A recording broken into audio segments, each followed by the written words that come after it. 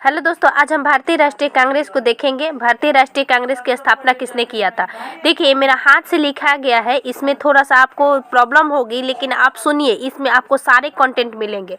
पहला है कि भारतीय राष्ट्रीय कांग्रेस के सैनिक सेनापति सर एक्टिलियम हुम अपने विचारों से सोच रहे थे कि भारत में 1857 की क्रांति जैसे घटना घटित न हो। अगर ऐसे घटना घटित हुआ तो जनता क्रांतिकारी के लिए उभर उठेगी। ठीक है, तो इन लोगों ने अपना विचार दिया। भारतीय राष्ट्रीय कांग्रेस के जब स्थापना के लिए भारतीयों का एक मत हुआ, तब ये लोग भी सहमति हुए और इसका एक संगठन बनाने के लिए इन्होंने भारत और इंग्लैंड को लेकर एक विचार किया, और जिन्होंने दोनों के हित में सबसे इम्पोर्टेंट समझा तो वो भारतीय राष्ट्रीय कांग्रेस में एओ ह्यूम की मृत्यु हो गई थी। ठीक है, एलन एक्टोलियन ह्यूम की जब मृत्यु हो गया था, तो मृत्यु के बाद विलियम बेडनबर्ग, जो कि ये भी कांग्रेस के से ही संबंधित, इन्होंने लिखा था।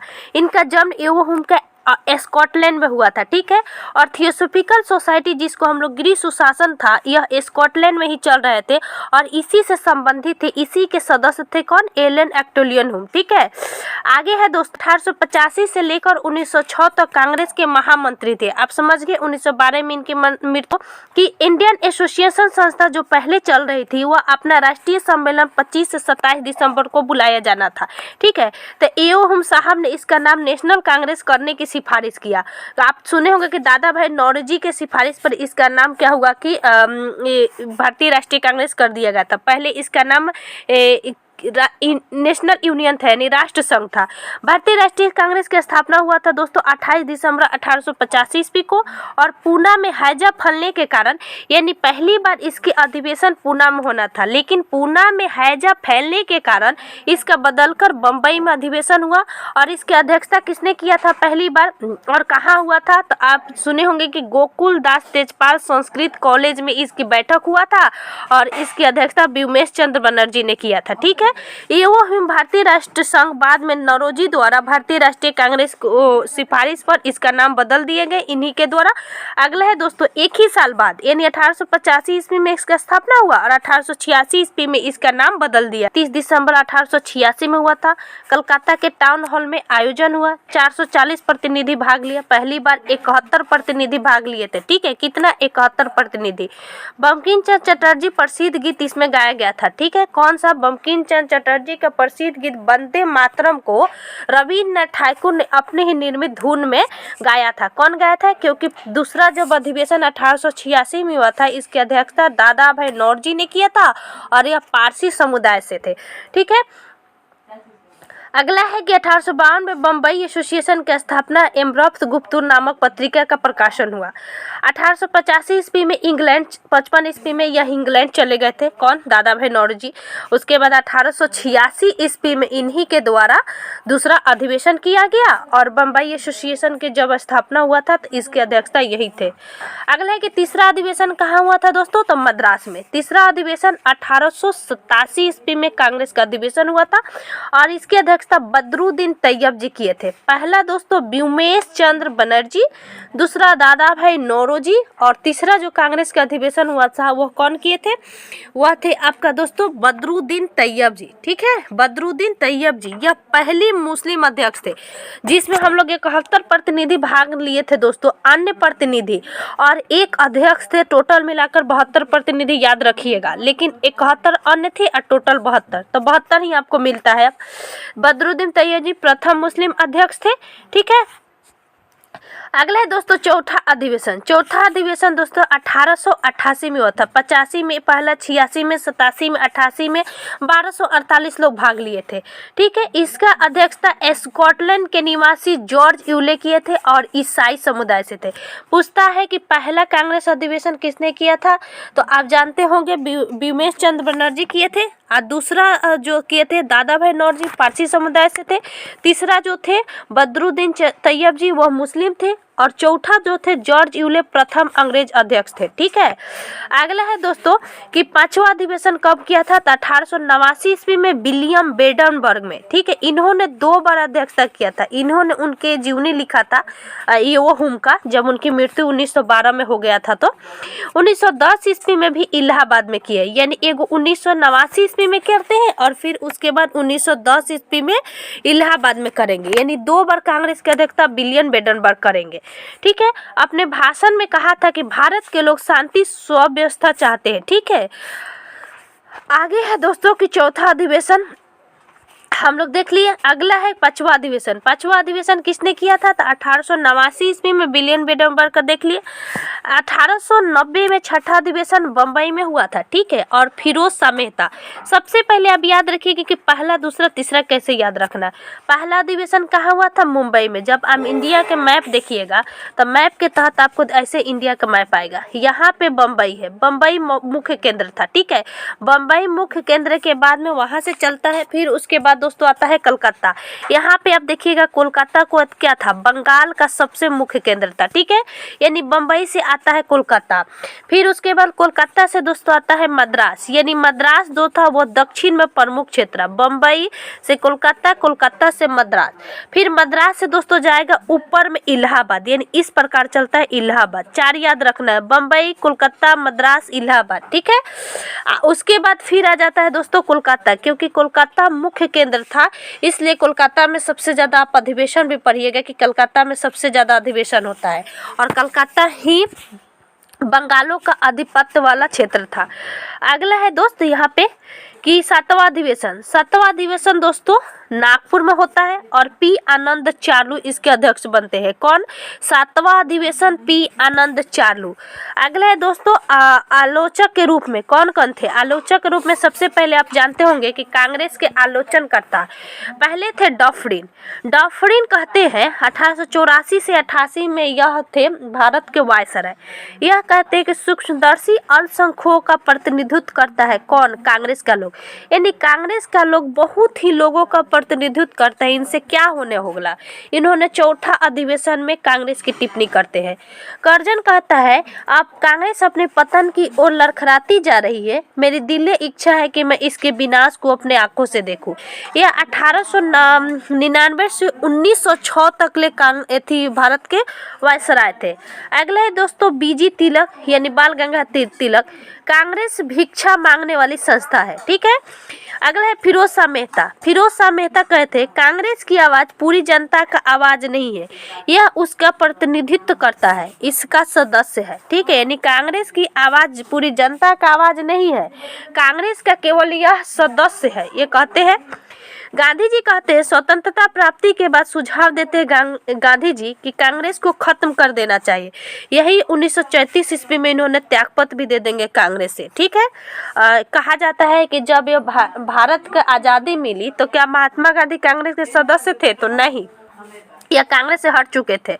ठीक है, अगला है दोस्तों 1913 ईस्वी में विलियम बेडनबर्ग द्वारा बुक लिखा गया था, उस मिशन को दर्शाया गया था। 1878 में एक मीटिंग हुई थी शिमला में, इसमें भाग लिए थे। ठीक है, और इसमें थियोसॉफिकल सोसाइटी के द्वारा हम आंतरिक स्वशासन तो चाहते हैं लेकिन केंद्रीय सत्ता अंग्रेजों के हाथ में होगी। कौन, विलियम बेडनबर्ग का जो बुक लिखा गया था, तो एवो ह्यूम के द्वारा यह बात कही गई थी। ठीक है, एवो ह्यूम को हर्मिट ऑफ शिमला कहा जाता है। क्या कहा जाता है एवो ह्यूम को, हर्मिट ऑफ शिमला। अगला है दोस्तों कि 4 विदेशी थे जो कांग्रेस के अध्यक्ष थे। एक पहला जॉर्ज यूले 1888 ईस्वी में इलाहाबाद में चौथा अधिवेशन किए थे। अगला है अल्फ्रेड वेब 1894 ईस्वी में मद्रास में किए थे। ठीक है, अगला है दोस्तों जो कि 2 बार अध्यक्षता किए थे, 1889 में और एक 1910 ईस्वी में। 2 चीज देखे थे विलियम बेडनबर्ग का। ठीक है, यानी George Yule, Alfred Lord Wellington और कौन थे एक और थे दोस्तों विलियम बेडनबर्ग। ठीक है, एक आपको आएगा, इनके साथ साथ एक और आता है हेनरी कॉटन भी आता है। हेनरी कॉटन भी थे जो कांग्रेस के अध्यक्षता किए थे। ठीक है, आगे चलते हैं दोस्तों। आगे बढ़ते हैं, गरम दल का उदय कैसे हुआ और नरम दल का उदय कैसे हुआ। गरम दल के महाराष्ट्र में तय नेता थे दोस्तों बाल गंगाधर तिलक, बंगाल में अरविंद घोष और बिपिन चंद्र पाल, और पंजाब में थे दोस्तों लाला लाजपत राय। यानी 4 ये जो थे यह गरम दल के नेता थे। ठीक है, गरम दल के नेता अंग्रेजी में इन्होंने साप्ताहिक पत्रिका निकाला जिससे इनका विकास हुआ था। समझिए तो अंग्रेजी में मराठा पत्रिका बाल गंगाधर तिलक ने, और मराठी में केसरी पत्रिका निकाले थे। ठीक है, अगला है कि बंकिम चंद्र चटर्जी की गीत वंदे मातरम को कांग्रेस प्रेरणा का महान स्रोत मानते थे। कौन? अरविंद घोष मानते थे। ठीक है, अरविंद घोष इनको बाइकआउट करना था। 16 अक्टूबर 1905 ईस्वी में बंगाल विभाजन लागू हुआ। ठीक है, बंगाल विभाजन जैसे लागू हुआ तो शोक का माहौल हुआ। इन्होंने एक दूसरे के कलाई पर राखी बांधा। ठीक है, और राखी बांधने के क्रम में इन्होंने स्वराज की प्राप्ति के लिए उठा लिए थे आवाज। अगला है कि स्थापना हम लोग देख लिए थे 28 दिसंबर 1885। पूर्व अर्धसैनिक असैनिक बल थे। कौन? एलन ऑक्टिलियन स्कॉटलैंड के थे। मुंबई के गोकुलदास संस्कृत विश्वविद्यालय में हुआ था। ईस्वी में इंडियन नेशनल यूनियन के नाम यानी 1884 में इंडियन नेशनल यूनियन के नाम से स्थापना हुआ। किसका? 1885 में दादा भाई नौरोजी की अनुशंसा पर इसका नाम भारतीय राष्ट्रीय कांग्रेस रखने का आदेश हुआ।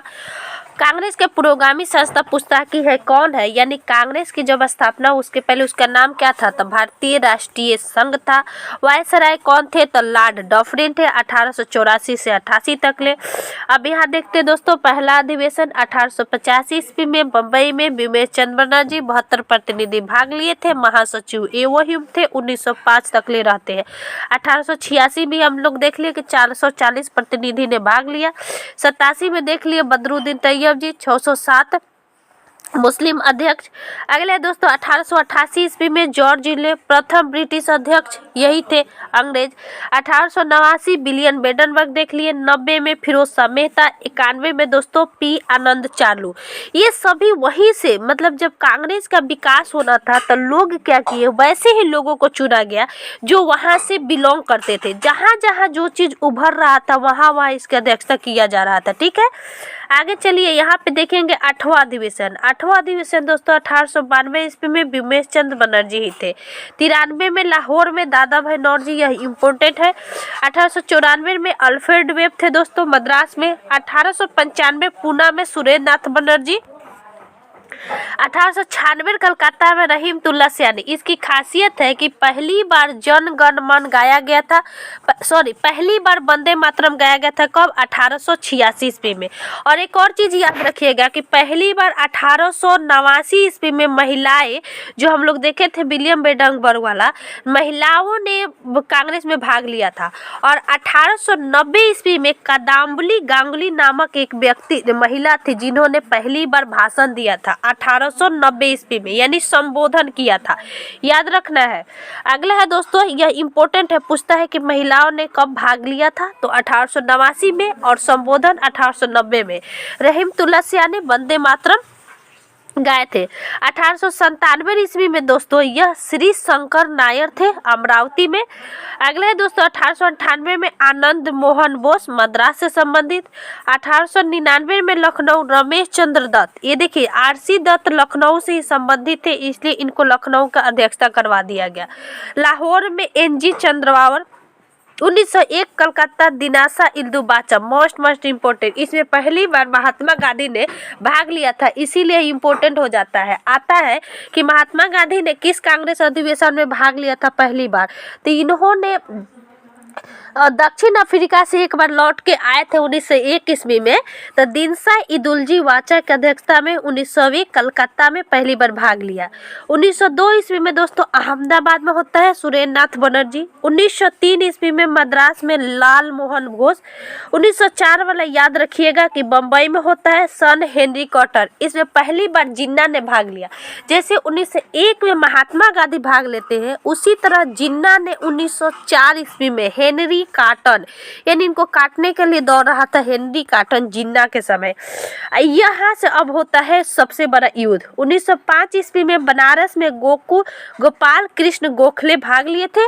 इन्हीं के समय में पहली बार स्वदेशी का मांग किया गया था, क्योंकि इसी समय बंग भंग आंदोलन अपने चरम सीमा पर थे, ठीक है, और इसका समर्थन मिला था। कौन? गोपाल कृष्ण गोखले। यही से विवाद होता है। विवाद होने के कारण दो अध्यक्षता था, एक चाहते थे गरम दल की हमारा व्यक्ति अध्यक्षता करे, एक नरम दल। तो देखिए गोपाल कृष्ण गोखले बहुत ही बुजुर्ग व्यक्ति थे जो महात्मा गांधी के गुरु थे। तो इनको क्या किया गया कि विवाद के कारण बहुत बुजुर्ग आदमी को बना दिया गया कि कोई इस पे आवाज़ नहीं उठाएगा। फिर उसके बाद क्या किया गया कि गरम दल को रोक लिया गया। अगले है 1906 ईस्वी में कलकत्ता में दादा भाई नौरोजी को अध्यक्षता बना दिया गया और इनको grand old man of India कहा जाता है। तो इसलिए फिर इन पे आवाज़ लोग नहीं उठाया। आवाज़ नहीं उठाने के कारण क्या हुआ कि गरम दल और नरम दल में नरम दल चाहती थी कि हमारे तरफ से दूसरा कोई व्यक्ति बने, और गरम दल चाहती थी कि हमारे तरफ से लाला लाजपत राय बने। लेकिन गरम दल की जो मांग थी वह स्वराज की मांग थी, स्वराज की मांग के लिए, ठीक है। पहली बार स्वराज शब्द का प्रयोग किया गया था 1906 ईस्वी में। अलग है 1907 ईस्वी में दोस्तों सूरत अधिवेशन होता है जिसमें रास बिहारी बोस इसकी अध्यक्षता करते हैं, और कांग्रेस का पहली बार विभाजन भी होता है नरम दल और गरम दल में। किसके कारण? आप समझ गए होंगे कि अध्यक्षता के कारण। 1907 ईस्वी में मोस्ट इम्पोर्टेंट 23वां अधिवेशन। अब 23वां हमको याद नहीं रहेगा तो कैसे याद करेंगे? आप क्या करिएगा कि 1885 से 23 आप क्या करिएगा कि आप यहाँ से 23 जोड़ दीजिए, 5 3 8, 8 2 10, 1 11 और 8 2 10, यहाँ से हो जाएगा 7 7 को यहाँ पे कितना जोड़ना है? 23 जोड़ना है। 5 3 8, 8 2 10 और यहाँ 1908 और देखिए हमेशा एक हमारा, क्योंकि जब हम 23 24 कैसे करते हैं यहाँ से लेके चलते हैं 1885 1907 जब जोड़ेंगे तो हमारा 23 हो जाएगा। यानी इस प्रकार निकालना है कि जब जोड़ेंगे एक याद होना चाहिए। अगर 23 याद है तो हम डेट निकाल लेंगे, क्योंकि एक कम करना है, क्योंकि दोनों ना हम गिन लेते हैं। और नहीं तो अगर 1907 आपको याद है तो आप क्या करिए कि 1885 जो है 1907 में से घटा दीजिए, ठीक है। जब घटाइएगा आप तो आपका मिल जाएगा, ठीक है। आगे है दोस्तों यहाँ पे कि एक दोनों में एक जोड़ना है, एक जब जोड़ना है 1907 वाले घटाना है तो एक को जोड़ेंगे, क्योंकि एक तो हमको गिनना है, और जब करेंगे तो एक घटाएंगे।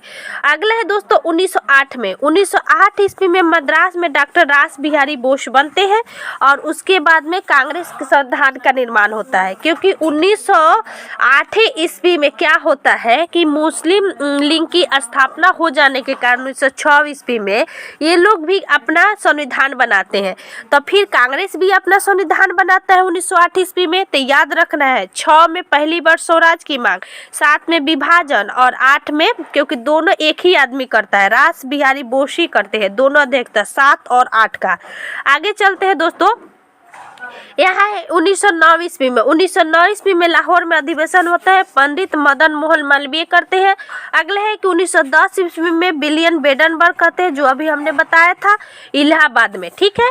1911 में दोस्तों कलकत्ता में होता है, मोस्ट इम्पोर्टेंट 1911 का याद रखिएगा कि 27वां अधिवेशन जो है इसमें पंडित बिशन नारायण धर, क्योंकि अभी हम लोग रहीमतुल्लाह सियानी का पढ़े हैं, इसमें उनकी वाइफ भी भाग लेती है, ठीक है। रहीमतुल्लाह सियानी जो 1896 में हुआ था, और 1911 में पहली बार जन गण मन गाया गया था।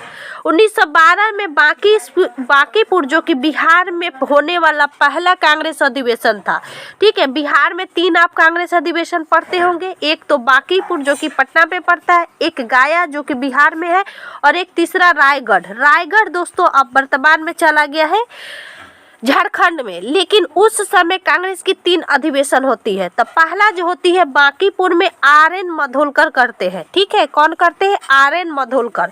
अगले दोस्तों 1913 में कराची में होता है नवाब सैयद बहादुर।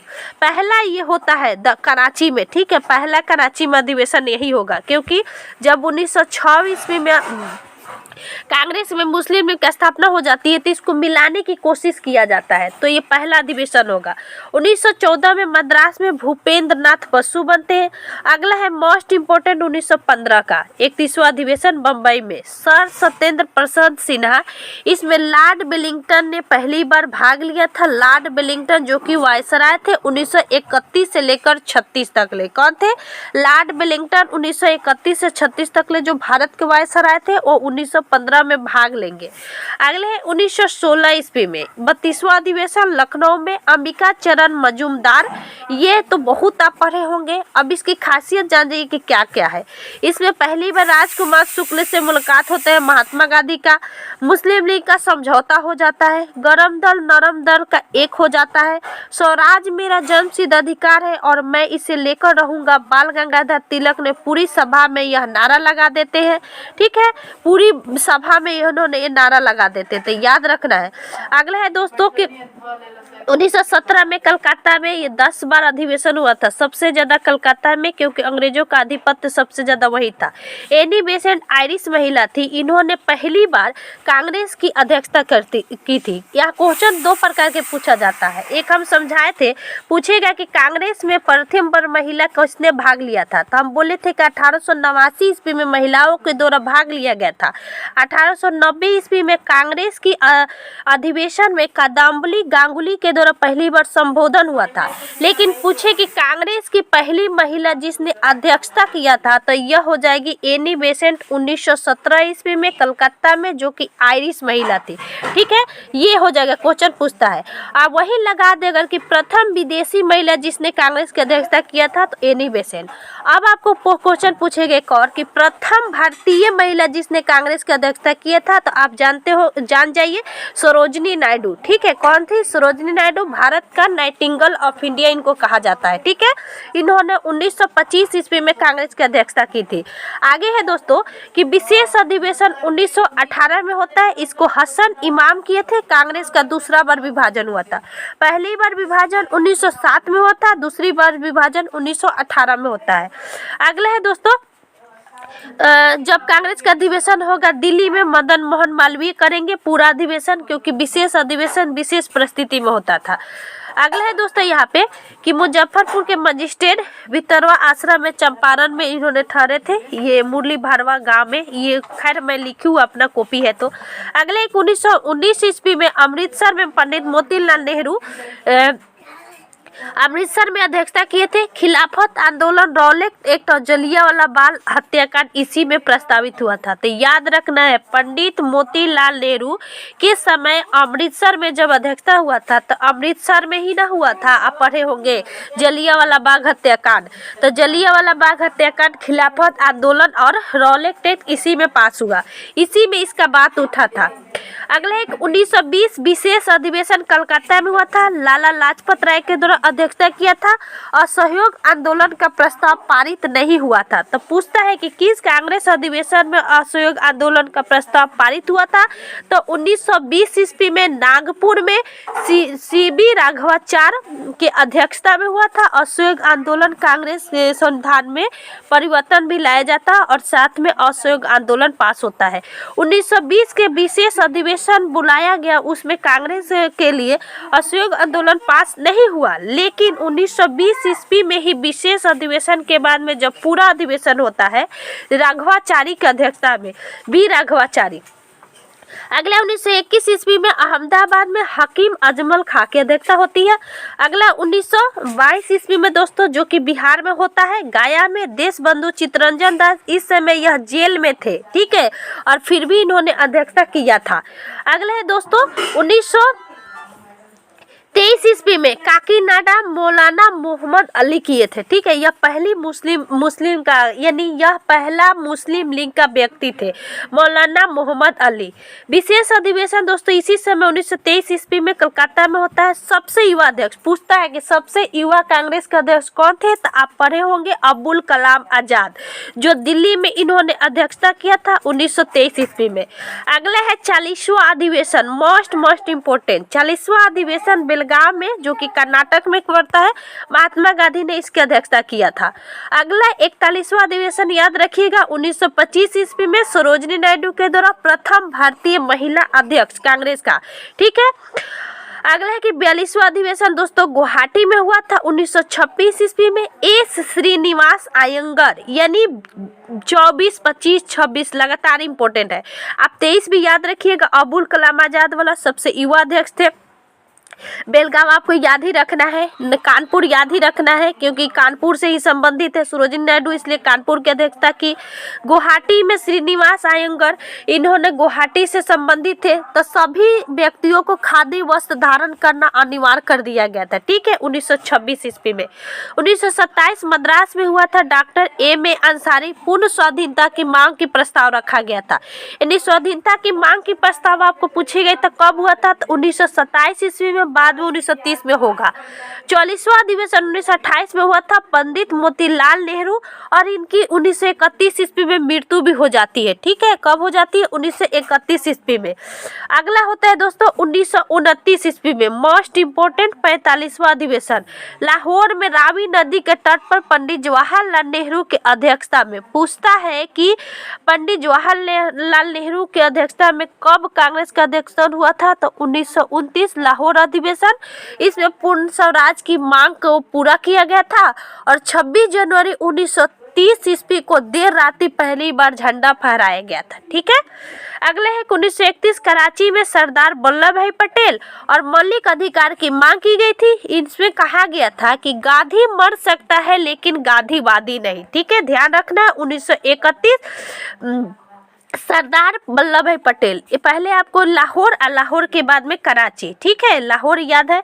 48वां 1933 मोस्ट इंपोर्टेंट, 3 महिला थी जिन्होंने कांग्रेस की अध्यक्षता की थी। पहला एनी बेसेंट, दूसरा सरोजिनी नायडू, और तीसरा होता है दोस्तों नलिनी सेनगुप्ता। नलिनी सेनगुप्ता तीसरा महिला अध्यक्ष 1933 कलकत्ता में।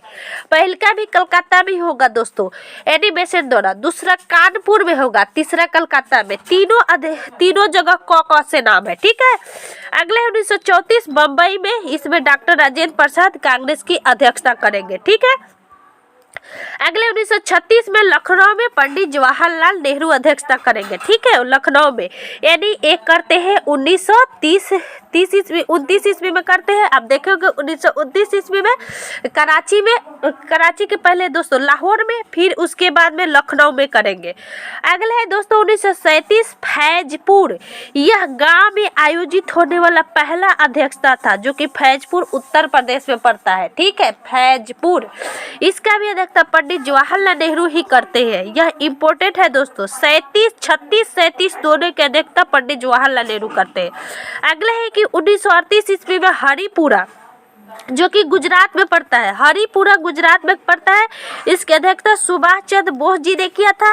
राष्ट्रीय नियोजन समिति की गठन हुआ था। आप 1938 ईस्वी में पढ़िएगा कि राष्ट्रीय नियोजन समिति के गठन कब हुआ था, तो 1938 ईस्वी में। ये आपको कहाँ मिलेगा, इकोनॉमिक्स में मिलेगा। ठीक है, और इसकी अध्यक्षता किसने किया था, जवाहरलाल नेहरू ने। इसकी गठन जब हुआ था तो इसकी अध्यक्षता, लेकिन हरिपुरा अधिवेशन में पंडित जवाहरलाल नेहरू जब राष्ट्रीय नियोजन समिति बना था उसके अध्यक्षता करेंगे, सुभाष चंद्र बोस इसका अध्यक्ष है। ठीक है, अगले है कि 1939 ईस्वी में त्रिपुरा, जो कि मध्य प्रदेश में पड़ता है, त्रिपुरा नहीं दोस्तों, त्रिपुरी।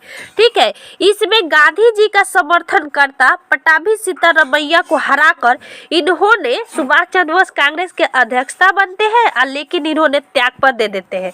फिर त्यागपत्र के बाद आपको पूछता है कि त्यागपत्र के बाद कांग्रेस की अध्यक्षता कौन करते हैं, तो डॉक्टर राजेंद्र प्रसाद करते हैं। ठीक है, अगले है कि 1945 से 46 एक क्वेश्चन पूछता है कि सबसे ज्यादा दिन तक कांग्रेस की अध्यक्षता करने वाले कौन थे, तो अबुल कलाम आजाद थे दोस्तों, रायगढ़ में 40 से 45 लगभग 5 वर्षों तक, सबसे लंबे समय तक 6 वर्ष हो जाएगा टोटल गुनिएगा तो। अगला है कि 1946 मेरठ में।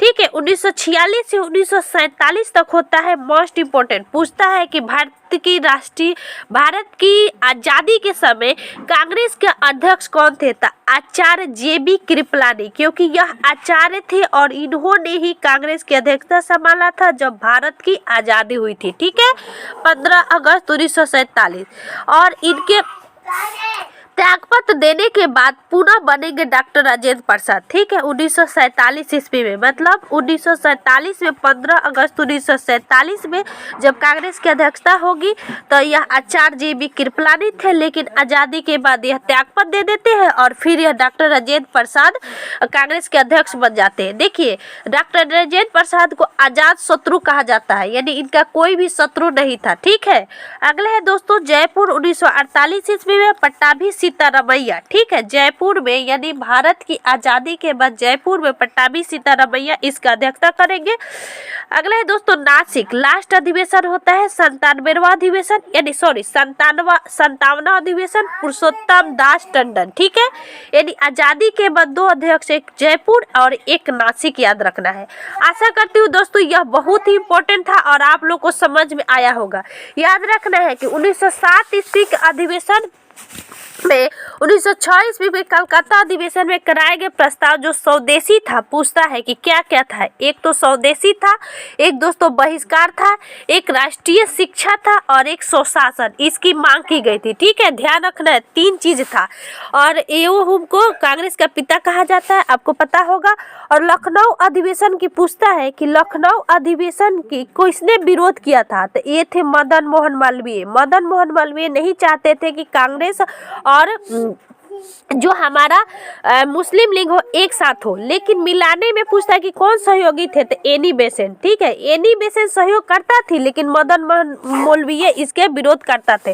अंग्रेज वाला आप जान गए होंगे कि एक थे जॉर्ज यूर, दूसरा थे दोस्तों विलियम बेडनबर्ग जो कि 89 और 1910 ईस्वी में, तीसरा थे दोस्तों अल्फ्रेड बेग, चौथे थे हेनरी कॉटन। सॉरी, हमने बेलिंगटन बोल दिया था, याद रखना हेनरी कॉटन होगा। ठीक है, और उसके बाद 1935 में कांग्रेस की कोई अध्यक्षता नहीं हुआ था और 1947 ईस्वी में विशेष अधिवेशन की अध्यक्षता हम बोल दिए थे कि डॉक्टर राजेंद्र प्रसाद करते हैं।